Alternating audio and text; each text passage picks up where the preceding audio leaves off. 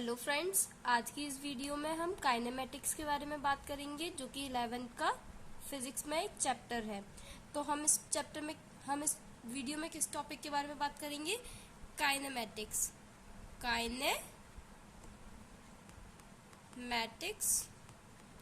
और you can say that motion in 1D। 1D मतलब कि वन डायमेंशन।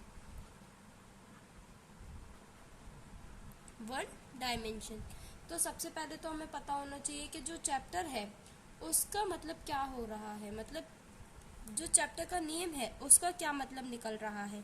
तो इसमें हम बात करते हैं कि काइनेमेटिक्स का क्या मतलब निकल रहा है। तो फिजिक्स में दो ब्रांच है, एक होती है काइनेमेटिक्स और दूसरी होती है डायनेमिक्स। ओके, तो काइनेमेटिक्स मतलब कि मोशन विदाउट कॉज, मतलब मोशन तो हो रहा है बट क्या कॉज है। कॉज मतलब कारण, उसका कारण क्या है इससे हमें कोई लेना देना नहीं है, तो वो हो गया काइनेमेटिक्स। जब हम डायनेमिक्स की बात करते हैं तो मोशन विथ कॉज, मतलब उसका कारण क्या है। अगर इस टाइप का मोशन की हम बात कर रहे हैं तो वो हो गया हमारा क्या, डायनेमिक्स। अब ये कॉज कुछ भी हो सकता है, लेकिन मेनली जो कॉज होगा वो क्या होगा आपका, फोर्स। कि मतलब कि किसी भी फोर्स के कारण जैसे मोशन हो रहा है तो वो डायनेमिक्स है। सपोज देयर इज अ बस, यहाँ पर एक कोई भी बस है, ठीक है, और ये जो बस है वो टॉय बस है, मतलब कोई भी एक छोटा बच्चा है उसके एक खेलने वाली बस है, टॉय बस।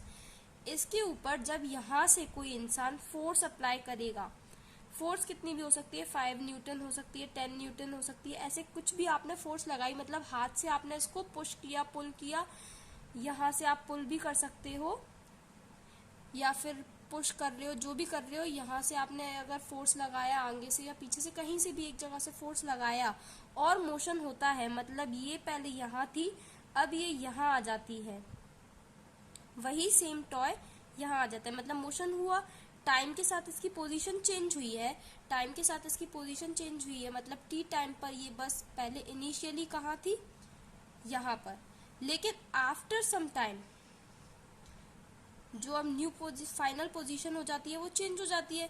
इनिशियली बस यहाँ पर थी, फाइनली यहाँ पर आ जाती है। तो इस टाइप का जो मोशन है जिसमें हम कॉज को भी देख रहे हैं, तो इस टाइप के मोशन को हम बोलेंगे क्या, डायनेमिक्स। क्या बोलेंगे, डायनेमिक्स।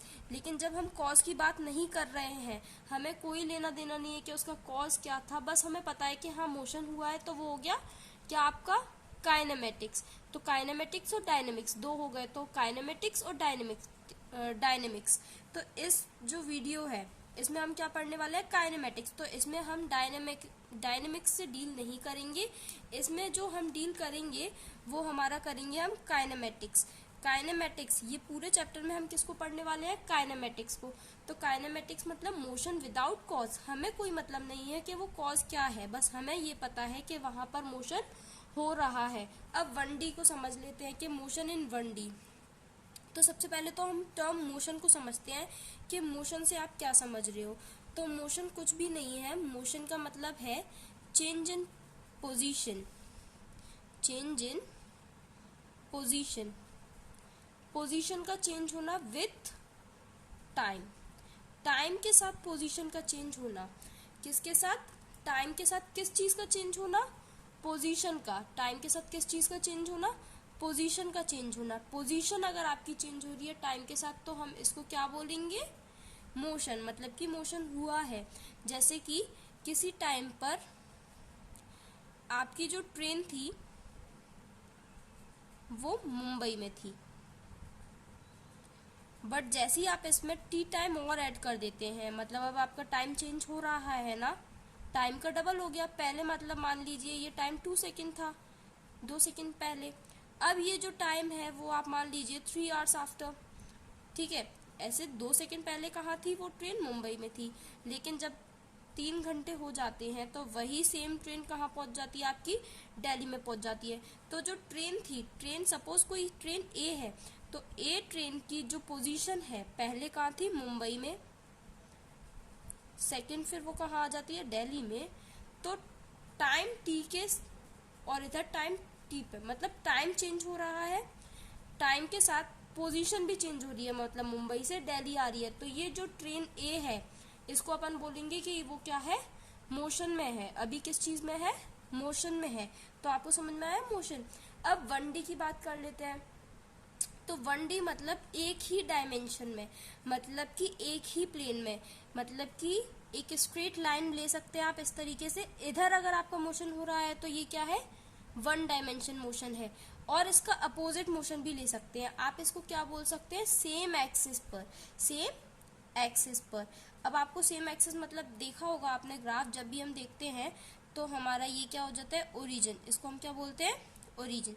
ये आपका +x डायरेक्शन हो जाता है, ये आपका -x हो जाता है, ये +y हो जाता है, ये -y हो जाता है। और आपने देखा होगा कि जब हम बाहर की साइड आते हैं, इस तरीके से बाहर की साइड आएंगे, आप प्लेन के बाहर में आएंगे तो वो आपका क्या हो जाएगा, बाहर की साइड आएंगे तो वो आपका +z हो जाएगा, और अंदर की साइड जाएंगे तो -z हो जाएगा। आई होप आप लोगों को दिख रहा होगा। अगर नहीं दिख रहा है तो मैं यहाँ ड्रॉ कर देती हूँ आपका। ये देखिए, ये आपका ओरिजिन, ये +x, ये -x, ये +y, ये -y। और जब आप इस प्लेन से बाहर की साइड आएंगे तो वो आपका +z हो जाएगा, और अंदर की साइड जाएंगे तो वो -z हो जाएगा। हम 1D की बात कर रहे हैं, मतलब एक ही प्लेन लेना है हम। ये क्या हो गया, 2 डायमेंशन हो गया। और जब आप इसमें z को भी ले लेंगे तो वो 3 डायमेंशन हो जाएगा। लेकिन अगर आप केवल x की बात करें तो ये एक 1 डायमेंशन हो गया, मतलब सेम डायरेक्शन में और इन अपोजिट डायरेक्शन में। लेकिन जब अगर आप अकेला y को भी ले लेंगे तो वो भी क्या हो गया, आपका एक 1D हो गया। ये भी एक आपका 1D हो गया, मतलब आप किसी भी एक डायरेक्शन को ले लीजिए तो वो आपका 1D हो जाएगा। तो आज हमने क्या समझा, हमने केवल चैप्टर का मतलब समझा कि हम काइनेमेटिक्स को डील करेंगे। काइनेमेटिक्स मतलब मोशन विदाउट कॉज, मतलब हमें कॉज से कोई लेना देना नहीं है, तो एक काइनेमेटिक्स ये हो गया। और फिर हम क्या समझेंगे कि मतलब हमने फिर समझा मोशन इन 1D का भी, मतलब इसी को आप काइनेमेटिक्स भी बोल सकते हैं, मोशन इन 1D भी बोल सकते हैं। तो मोशन इन 1D में हमने समझा कि मोशन क्या होता है, तो change in position with time is known as motion. और 1D मतलब कि आप किसी भी एक एक्सिस को डील करेंगे तो वो आपका हो गया 1D, मोशन इन 1D। अब इसी में हमको 2 टर्म समझनी है कि जब आपने मोशन समझा तो आप रेस्ट की डेफिनेशन अपने आप बना सकते हैं ना। क्या हो जाएगी, मतलब कि no change in position with respect to time, time के साथ पोजीशन में कोई भी चेंज नहीं आ रहा है तो वो हो जाएगा आपका रेस्ट। तो हमने यहाँ पर एक और टर्म पढ़ी है, वो क्या है, रेस्ट। मतलब कि रेस्ट समझ गए ना आप लोग, रेस्ट मतलब कि no change in position, position में कोई भी चेंज नहीं होना, नो चेंज इन पोजीशन। अब पोजीशन को तभी आप देख पाएंगे with respect to time, with respect to time, मतलब टाइम के साथ पोजीशन में चेंज नहीं हो रहा है तो वो आ गया आपका रेस्ट। मतलब कि जैसे कि आप नॉन लिविंग थिंग की बात कीजिए, मतलब कि यहाँ पर आपकी कोई टेबल रखी हुई है, ठीक है, यहाँ पर आपकी कोई इस तरीके से टेबल रखी हुई है। जब आप 2 घंटे बाद आएंगे इस रूम के अंदर तो आपकी जो ये टेबल है वो सेम इसी पोजीशन में यहीं रखी रहेगी। तो ये क्या हो गया, ये टेबल जो है वो रेस्ट में है।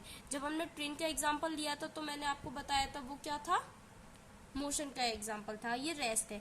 अब इसमें हमें 2 टर्म पढ़नी है, एक होता है डिस्टेंस और एक होता है displacement. So what is distance and what is displacement, बस हम वही पढ़ने वाले हैं। तो हमें 2 टर्म पढ़नी है, एक सबसे पहले हमें पढ़नी है डिस्टेंस, ठीक है। और ये जो आज आप चैप्टर पढ़ रहे हैं इससे ज्यादा क्वेश्चंस नीट में नहीं आते हैं। इसका जो वेटेज है उसकी भी मैं आपको बता देती हूँ कि इसका वेटेज कितना है। इसका जो वेटेज है वो 0 to 1 क्वेश्चन है, 0 to 1 क्वेश्चन, मतलब कि मिनिमम इससे 0 क्वेश्चन पूछे जाते हैं और मैक्सिमम इससे 1 क्वेश्चन पूछा जाता है। 1 क्वेश्चन मतलब 4 नंबर आपके, 4 मार्क्स है। तो ये 4 मार्क्स वैसे बहुत इंपॉर्टेंट है, लेकिन ज्यादातर इससे क्वेश्चंस नहीं आ रहे हैं। तो ये चैप्टर आपके लिए मतलब उस पॉइंट ऑफ व्यू से, एग्जाम पॉइंट ऑफ व्यू से बहुत इंपॉर्टेंट नहीं है, लेकिन ये चैप्टर मतलब आपका बहुत बेसिक है और ये बहुत बहुत बहुत इंपॉर्टेंट है, क्योंकि आप जितने भी चैप्टर पढ़ेंगे उन सभी में इसी का कॉन्सेप्ट यूज होएगा। सारे क्वेश्चंस जो होंगे वो आपके इसी चैप्टर से बनने वाले हैं, क्योंकि हर एक में जब आप उसको पढ़ेंगे किसी भी क्वेश्चन को, तो उसमें डिस्टेंस, डिस्प्लेसमेंट, ये सारे वर्ड्स यूज होंगे, आपको पता नहीं चल पाएगा तो आप नहीं कर पाएंगे। तो आपके जो नीट के 45 क्वेश्चंस हैं वो सारे ही इसके ऊपर बेस्ड होंगे, तो आपके सारे ही 45 क्वेश्चन गलत हो जाएंगे ना। इसलिए ये चैप्टर बहुत ज़्यादा इंपॉर्टेंट हो जाता है। तो इसमें हम 2 टर्म पढ़ने वाले थे, एक था डिस्टेंस और दूसरा था हमारा डिस्प्लेसमेंट। कौन कौन से टर्म पढ़ने वाले हैं अभी हम? कौन से 2 टॉपिक पढ़ने वाले हैं जो कि बहुत बहुत बहुत इंपॉर्टेंट हो जाते हैं? First is distance and second is displacement. तो डिस्टेंस क्या होता है? Total path length. Total path length मतलब आपने जितना भी चला है, जितना भी आपने कवर किया है, वो क्या हो जाएगा? डिस्टेंस। लेकिन जब आप डिस्प्लेसमेंट की बात करेंगे तो वो हो जाएगा शॉर्टेस्ट डिस्टेंस। शॉर्टेस्ट डिस्टेंस और path traversed by an individual, और ऑब्जेक्ट कुछ भी हो सकता है, बिटवीन किस किस के बीच में? बिटवीन इनिशियल और final position. Are you getting my points? Between final, initial और फाइनल पॉइंट, मतलब कि शॉर्ट, आप इसको सिंपल, मतलब सिर्फ इतनी बड़ी डेफिनेशन आपको लिखने तो आएगी नहीं, है ना, क्योंकि इतनी बड़ी डेफिनेशन ये आपका बोर्ड्स नहीं है कि आपको डेफिनेशन पूछी जाएगी, ये नीट है तो इसमें एमसीक्यूज आएंगे। तो आप इसमें सिंपल इतनी सी चीज याद रखिए, shortest distance. Shortest distance between initial and final position. ठीक है, तो मैं आपको समझा देती हूँ डिस्टेंस और डिस्प्लेसमेंट। तो डिस्टेंस जो है, सपोज जैसे कि आप अपना, आपका ये घर है, ठीक है, अब ऐसे मत बोलना कि मैम आपने तो हट बना दिया है, ये कैसा घर है। भाई ये आप लोगों का घर है, आप लोग अपना मान लीजिए, मेरा मान लीजिए, किसी का भी मान लीजिए, क्या फर्क पड़ता है।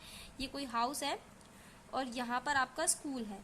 ये क्या है? आपका स्कूल है। अब मैं स्कूल की नहीं बना रही हूँ क्योंकि मैं इंजीनियरिंग नहीं करवा रही हूँ ना आप लोगों को। यहाँ हॉस्पिटल भी रख सकते हो, कुछ भी रख लो, क्या फर्क पड़ रहा है। तो स्कूल है। अब इसके 2 रास्ते हैं, ठीक है, मतलब कोई भी एक पर्सन है, एक्स वाई जेड, कुछ भी मान सकते हो आप उसको, तो वो जाता है और वो पहले 5 मीटर, ये इतना 5 मीटर यहाँ जाता है, ठीक है, 5 मीटर, 5 किलोमीटर, ऐसे कुछ भी यूनिट आप ले लीजिए। मैं तो सिर्फ आपको एग्जांपल दे रही हूँ, तो आप इसको समझने के लिए ऐसे देख सकते हैं। तो 5 मीटर वो वहाँ गया, और उसके बाद उसको याद आता है, नहीं यार यहाँ से मैं सीधा जाता हूँ, मेरे फ्रेंड का घर आ जाएगा यहाँ पर, तो मैं उसको भी लेता चलूंगा। ये कोई पर्सन बी था, तो वो 10 मीटर यहाँ चला गया। फिर उसको याद आता है, यार नहीं नहीं मैं स्कूल के लिए लेट हो जाऊंगा। अब वो सीधे यहाँ चाहता है कि भाग के, वरना मैं ऐसे जाऊंगा तो बहुत लेट हो जाएगा, मैं फटाक से यहाँ से चला जाता हूँ। तो वो 5 मीटर यहाँ और जाता है। अब वो जब स्कूल जाता है ना, तो उसको यहाँ 15 मीटर और मिलता है। तो डिस्टेंस की जब आप बात करेंगे ना, तो डिस्टेंस क्या हो गया? Total path length. मैंने यहाँ क्लियर लिखा है ना, टोटल पाथ लेंथ, मतलब कि पूरा ही हमें कवर करना है, पूरा जितना उसने कवर किया। तो डिस्टेंस आपका हो जाएगा, इन सबको ऐड कर दीजिए, 5 + 10 + 5 + 15, तो आपका कितना आ रहा है? ये आ गया आपका अप्रोक्स 35 मीटर। तो ये आपका डिस्टेंस हो गया। लेकिन जब आप डिस्प्लेसमेंट की बात करेंगे,